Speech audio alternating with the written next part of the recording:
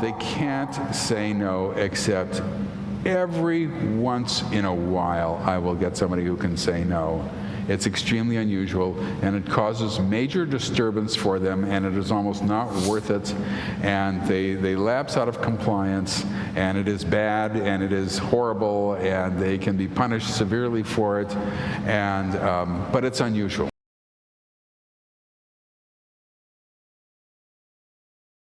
When they start to talk about this subject, there is a much greater increase in the problem of secrecy.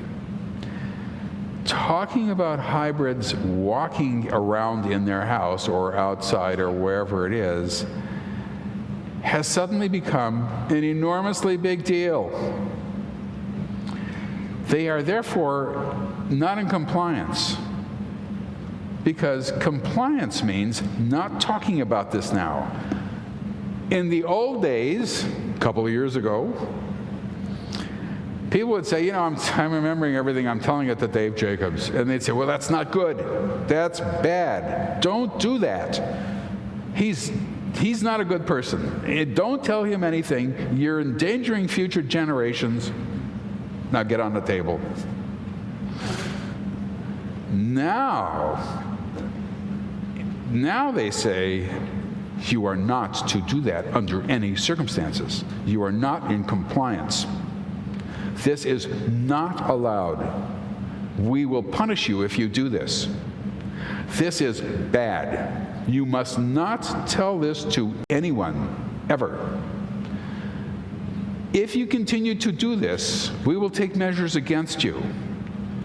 Now you have this whole world of measures against them for disclosing, for not being in compliance, for acting, as they say, for betraying them.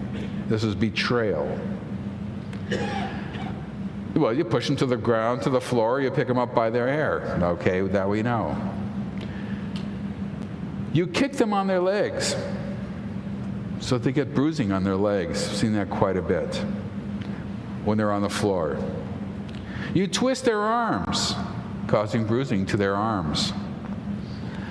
You do things that aren't really going to cause any permanent damage to them, but scare them to death. If they continue to disclose, talk with me, for instance, or other researchers, well, other measures can be taken. You can threaten them with death. Why not? If you're going to threaten them, you might as well go all the way. We'll kill you. Well, killing one would be counterproductive, it seems to me. I mean, if they have a lifetime invested in them and they're trying to get them to do all sorts of things, then the best thing to do is just to leave them alone and go about their business, and that's it. Killing them would be losing one that they have invested a lot of energy and time. So that's probably never going to happen. But the abductee doesn't know that. We will kill your children. We will, you know how we've had relations with you? Well, here's your 14-year-old daughter. We're going to do that to her. Do you want that done to her?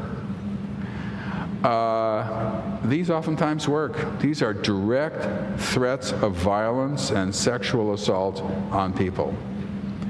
Now, for the woman who lives in Scotland who has no kids and who has no family and no friends really, no family, they look at their family pictures and they say her mother and her father are still alive. Well, we will kill your mother and your father. We'll kill you. Then we'll kill your mother and your father. And of course, there's threats on the person she's disclosing to, known as me. We will kill him. He will die. And she'll see images of me floating face down in a pool of water. And I realized, what kind of image is that? And the answer is, they don't know what I look like. She lives in Scotland. I've never met her. So I'm floating face down in a pool of water, dead, and it'll be her fault. She caused it.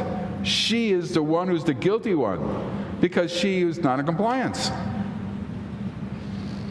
I've had several people talk to me about these threats on me.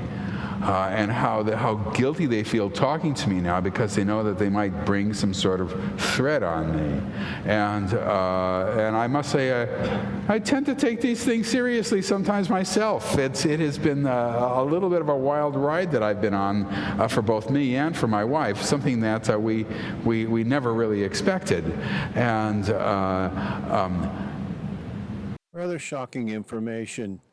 Really changes the way you look at presentations like Dr. Greer gives and makes you question.